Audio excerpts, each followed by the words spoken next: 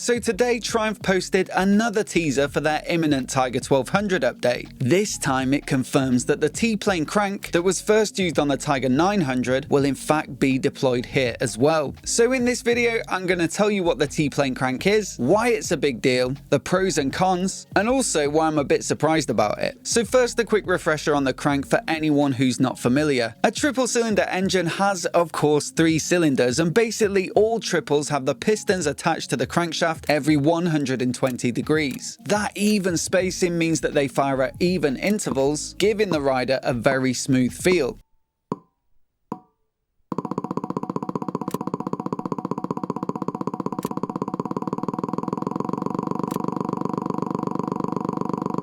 So like pretty much every other triple, the Tiger 800 had this sort of crank, and for many folks that was one of its big strengths. It has a bit of a revvy top end feel that gives you the sensation that you're riding a jacked up street triple, and I mean that in very much a good way. It's also great for cruising on the motorway at a constant speed, where of course excessive vibes can be annoying. But if you look at the competition like the Africa Twin, BMW's F850 GS, the KTM 790 or now 890 Adventure, they're firstly all twins, but secondly they're all now using a 270 degree crank which is uneven to mimic the feel and character of a V-twin. So not only do these twins generally make more torque lower down, but it's the feeling of the firing intervals that gives you more of a torquey sensation too. And this can really matter when you're operating lower in the rev range, as you might find yourself if you're riding off-road. Generally, you're more likely to be keeping the revs down, working the clutch, and then using that bottom end when you need a bit of drive. So Triumph for the Tiger 900, in order to bring a bit of that flavour, did something never seen before on a triple, or at least to my knowledge. Let me know in the comments if I'm wrong. They essentially took the crank and reworked the intervals into a T-shape, hence the T-plane name, and that means that 2 cylinders fire closer together. As you can imagine, this makes it feel a bit more like a twin and a little less like a conventional triple.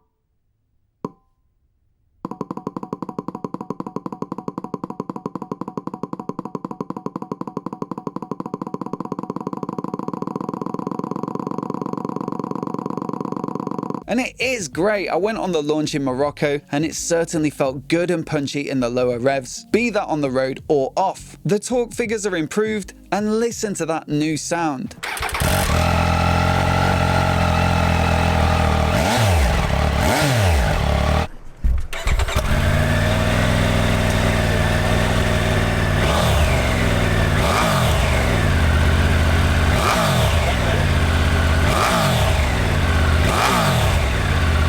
It also does have more of that torquey sensation, and it just feels less like it's gonna stall. But as with most things in life, that is a trade-off. You see, I got to spend a bit more time with the Tiger 900 this year after borrowing a press bike for a couple of weeks, and I had the Tiger 850 Sport after that. And when you get time to put plenty of miles in, you do start to notice a bit more in terms of vibrations at the top end. It's not huge and still better than the competition's big twins, but if you rode it back to back with the Tiger 800, you'll probably notice when you're cruising for a few hours that especially as you push above 70, the vibes start to creep in. Honestly, it's not a deal breaker for me. I'd still say that the Tiger 900 is a far superior bike to the already great Tiger 800, and at any speed from 0 to 70 miles an hour, I'd take the sound and feel of the new T-plane. But that said, it's not just me that's noticed it. Plenty of Tiger 900 owners have mentioned it in forum posts and Facebook groups. And before you say it, no, you can't change the sprocket to reduce revs at cruising speed. That would give you a traction control error that can't be rectified. Now, I'd say that the Tiger 900 is still the bike to go for if you're looking for a proper good all-rounder. A bit of off-road, some quick weekend riding, commuting on the motorway, it can certainly do it all pretty well. But if you're looking for something purely to munch up motorway miles, or if you're doing some serious distance work like touring, from the Triumph lineup, I'd recommend the Tiger 1200. Up until now, it's retained a conventional triple crank, and with a bit more displacement and therefore power, it makes a lot of sense, especially if you tow up with luggage. So I'd say it is a bit of a surprise today to find out that this same crank will be used in the new Tiger 1200. Surely of the two, the 1200 is the one that's more focused on road riding and distance, and I've kind of always assumed that the off-road biased XC model is mainly for aesthetics. I'm sure it's plenty capable in the right hands, but for most of us, the more agile and lighter 900 would be the better choice. Now here's what Triumph say in the press release. release. The new Tiger 1200 official prototype testing showcases Triumph's signature T-plane triple advantage for the first time in the large capacity adventure world, delivering more power and character than its closest competition, the only other shaft-driven bike in the class.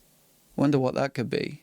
The new 1200 engine brings all of the low-down torque delivery of a twin, married to the top-end punch and incredible soundtrack that only the Triumph Triple delivers. The new T-Plane Triple is beautifully smooth and refined, with incredible response and tractability, equally perfect for kicking up the dirt, sweeping through corners, or crossing continents in style. So clearly Triumph will know about this customer feedback with the 900 and the vibes on the motorway. If you've ever bought a bike from them, you'll have received the customer satisfaction email, and they often talk about their market research almost as a point of pride when launching new machines. So there are some obviously conscious reassurances there in the press release saying it's beautifully smooth and refined and perfect for crossing continents in style. And look, it will be a different engine, so I'm more than happy to reserve judgment. There's going to be more capacity, it's a bigger beast, so those vibes might not come to the forefront in the same way. Anyone who's ridden both a Tiger 800 and 1200 will testify that despite the same crank, they do feel quite different, with the 1200 having much more meatiness to it. And then there's the gearing. The current Tiger 1200 makes 122 Newton meters of peak torque at 7,600 RPM. That's way more than the Tiger 800 made at 80 Newton meters and lower in the revs too. So perhaps with the extra pull in the new engine, they can afford to have it cruising at a slightly lower RPM in 6th, thus reducing those vibes, which are far more noticeable as the Tiger 900 climbs up through the revs. And then you've got to consider that it could be worth it for all the benefits, that extra feel that you'll get elsewhere in the rev range, and personally I can't wait to hear what it sounds like. The Tiger 900 already sounds pretty good, so I'd imagine adding 300cc will make it even better. But as always, I'd love to hear your take down in the comments below. Is it a good move, or should they have stuck with the even triple? Let me know what you think, and if you're new here and you want to see more videos like this, hit subscribe and I'll catch you next time.